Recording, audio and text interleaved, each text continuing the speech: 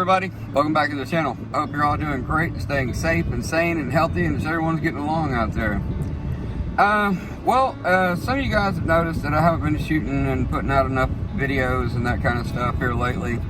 I've been getting questions, that kind of thing, on like Instagram, that kind of deal for, it's just like, what's going on? You all right? Everything okay? Well, I guess the answer to that is yes and no. I have been having some really bad flare-ups with Buerger disease. Now, I've had a lot of you guys ask me, it's like, how did you lose your leg? What happened? And, I've explained it plenty of times that I have what's called Buerger's disease, or thrombitis obliterans is what it's called, the technical term for it. Now, for those of you that don't know what that is, have no fear, because I'm going to kind of educate you guys on a little bit more of what that is today and, what that means for me. Basically, it is a blood clotting disorder that stems from smoking cigarettes.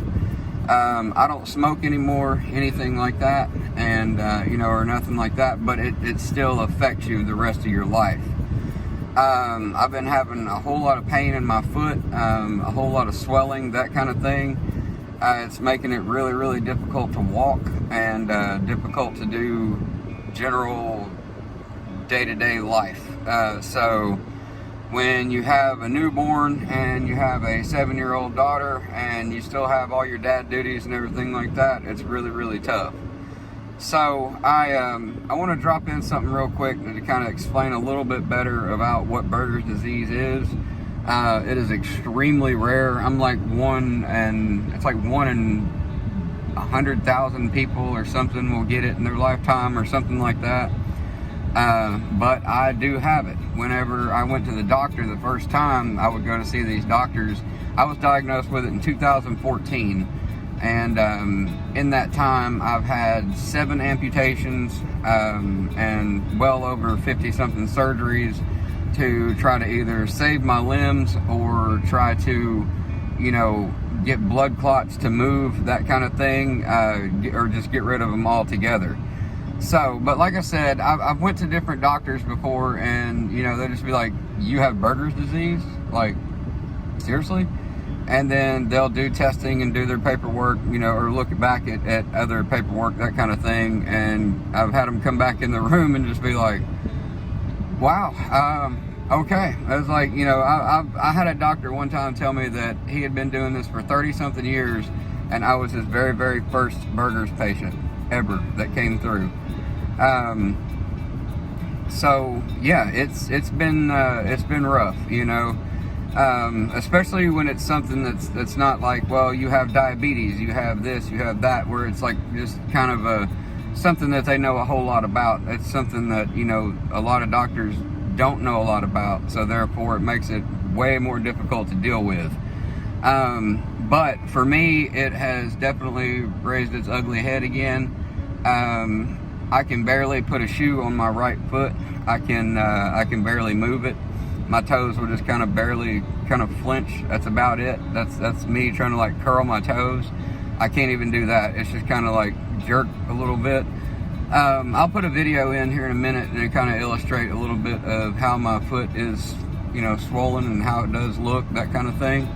And it'll kind of give you guys a little bit better understanding of what it looks like. But I'm going to drop in just a little brief overview of what Buerger's is, and then it'll kind of give you guys, kind of bring you up to speed a little bit on exactly what it is that I'm dealing with. So, I'll be right back. Buerger disease is also known as thromboangiitis obliterans. It's an inflammatory condition that causes thrombus formation or blood clots in the small and medium-sized blood vessels in the distal arterial system, which affects the hands and the feet. Buerger disease typically affects men aged 25 to 35, and it has a very strong association with smoking. Notable features, which also form part of the diagnostic criteria for making a diagnosis, are that patients are younger than 50 years of age and do not have risk factors for atherosclerosis other than smoking. Let's talk about the presentation.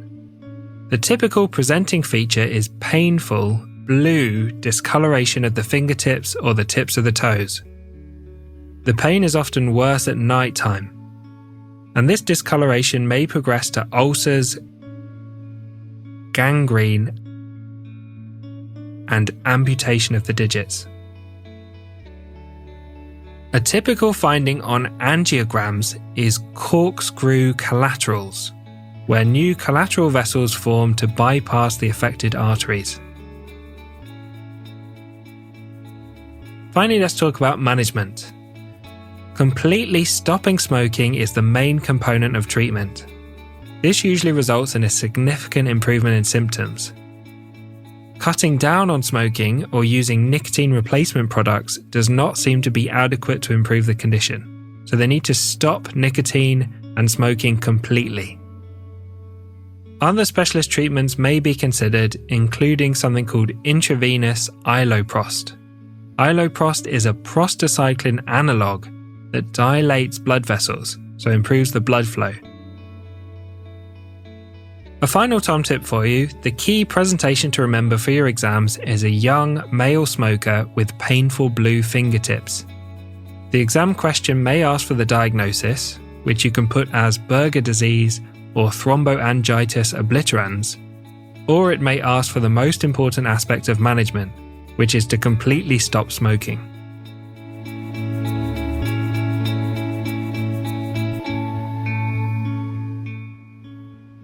I started having trouble walking, and I thought I had pulled a muscle, but I went to the doctor and they told me that I had blood clots. And from the blood clots, it led me to another doctor, which diagnosed me with Buerger's disease. I've been like this for almost 17 years, and I still have to be very careful on what I do, because today or tomorrow, I could bump into something and lose another finger.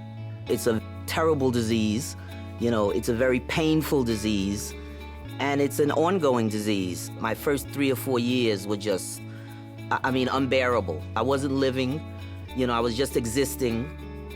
You say to yourself, you want this pain or you want your leg? You want this pain or you want your finger? At that point, it's like, cut whatever you want to cut. Just stop this pain. It's just too much. We have choices, and I chose to smoke. But if I would have had the information I think that we have today, my choice would have been much different. Just think of waking up one morning and all of a sudden your leg is gone. And it's just something that you have to deal with. Life is so different now. It really is. When I was 16, was the first time I tried smoking because I wanted to be cool. Ultimately, it ended up becoming an addiction. Went into the doctor's office January 31st of 2018. I was in a lot of pain. It was determined that I had no blood flow to my toes.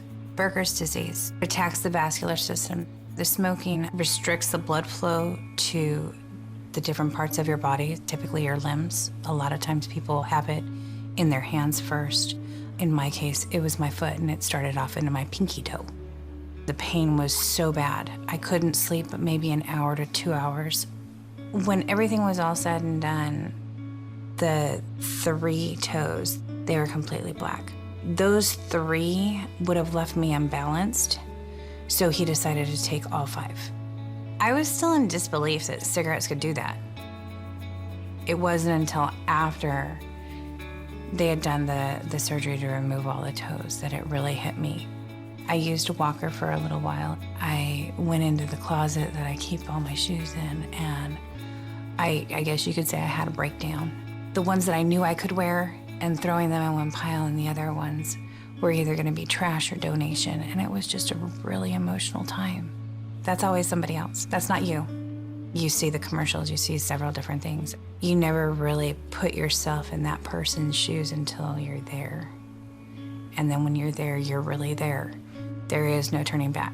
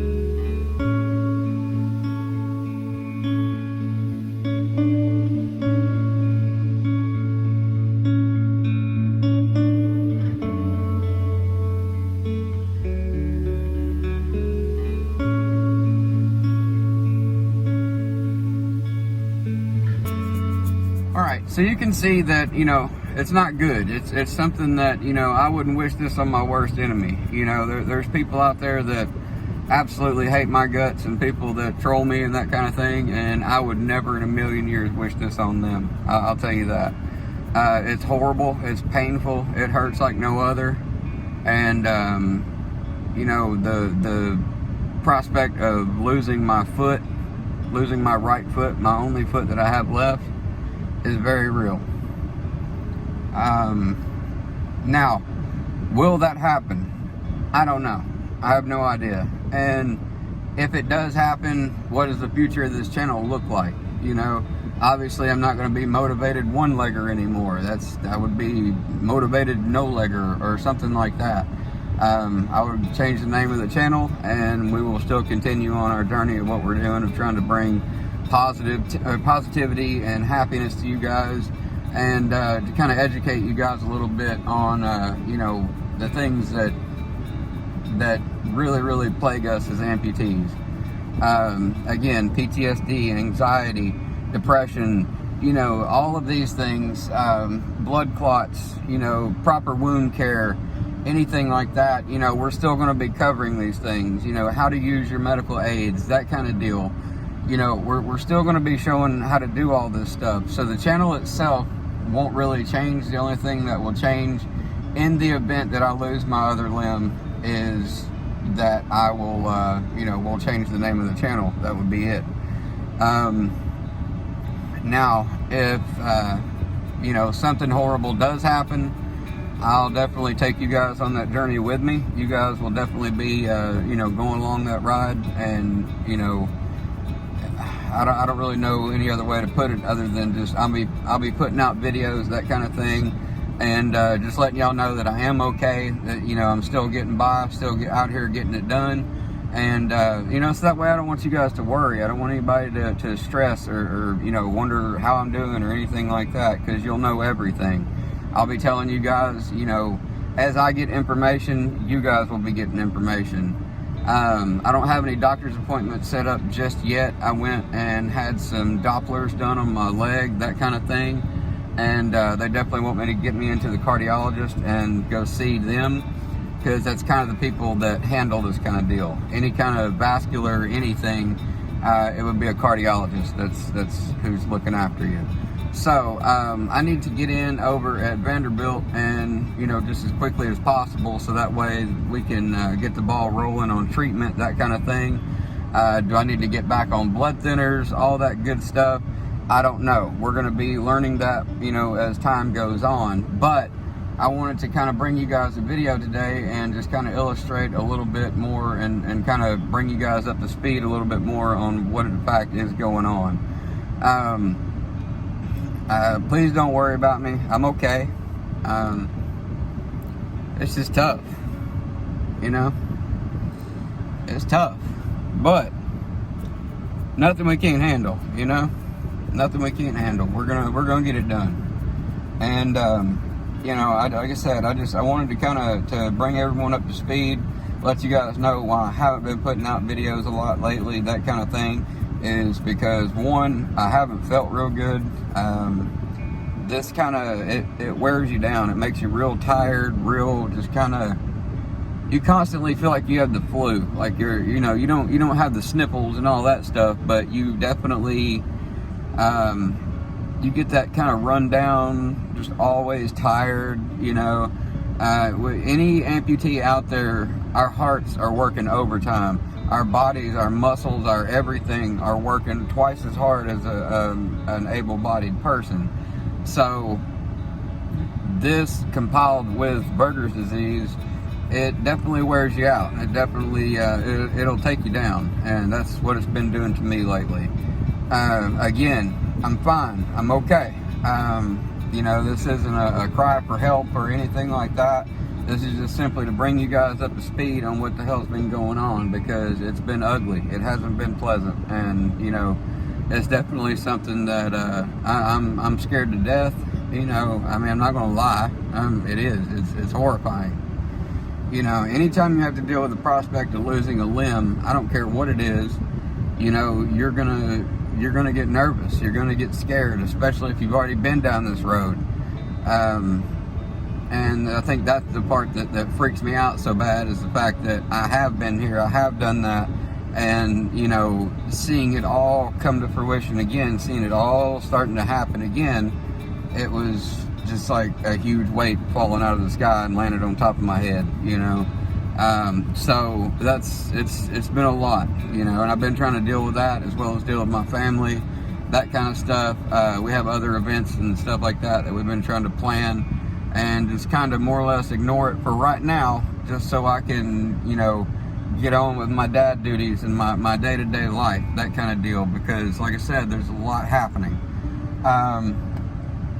This will be dealt with and this will be handled, you know, properly, but like I said, for now I don't have any kind of explanation or anything like that to tell you guys, as far as, like, you know, this will be happening, this won't be happening, that kind of deal, because we're still, you know, we're still planning on plugging away as far as this channel goes, because one, my determination isn't going to let me just stop and quit. It's just not going to happen. Two, I have a whole family depending on me. Three, I'm not going to let y'all down, you know. And four, it would be letting myself down. I don't want to do that, you know. I don't want to let anybody down. And so we're not going to. We're going to keep on pushing, keep on striving. In the event, like I said, that I do lose my leg, I'll get a prosthetic, and buddy, we'll keep on strolling. That's the way it is. I have no other option, you know. I mean, I'm not an old man. I have kids. I have a family that's depending on me. I don't have time to stop and relax and take a break and all that. There's no time for that. You have to keep going. You got to keep pushing forward, and that's exactly what I'm doing. So, you know, like I said, I refuse to give up. It's just, it's not in me. I'm not that person. Now, in my past, in 2014, it started with a toe. I lost my toe on my right foot, my middle toe, so it would be your middle finger of your foot, basically. I lost that toe, so in reality I have 4 toes. That's all I have. And then we got that leg under control, and everything seemed to be alright, everything seemed to be fine. And then a few years later, I started to get ulcers and stuff like that on my left foot, on my left toes, that kind of thing.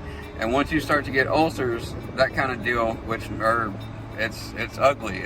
They're cuts, and, you know, they're unhealable wounds, basically. They won't heal. They won't fix themselves. They won't, you know, anything like that, because you got to have blood flow to that certain part of your body in order for it to heal properly. When you have blood clots, that kind of thing, it's not going to happen like that. It's not going to heal properly. So you have to basically, well, it has to go, you know. With my right foot right now, I don't have any ulcers. I don't have anything like that. What I do have is some really, really bad swelling, like you guys seen. And, you know, I have what's called blood spots, which are just like little red dots all up and down your leg, that kind of deal. But this all started kind of happening again on my on my left foot. And once it started happening on my left foot, it was like we cut the end of the foot off. Well, that didn't heal. So they took the whole foot. That also didn't heal. So then from there, they did what's called a guillotine surgery, which is where they chop it off, but they don't close up the wound.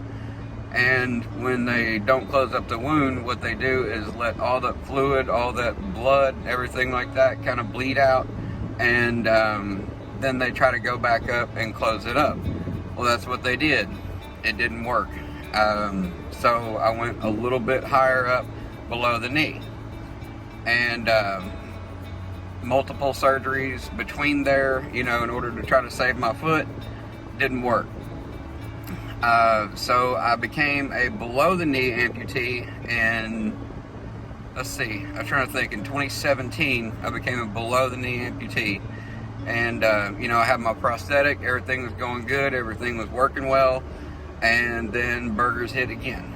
And it, you know, I had an open wound inside my prosthetic, and it made life very, very difficult for me. So what they decided to do was go above the knee. And this was probably my 5th or 6th surgery. And once I went above the knee, that didn't heal. So if I have an open wound, anything like that, that's why I always said, you know, I can't have any kind of, definitely no smoking.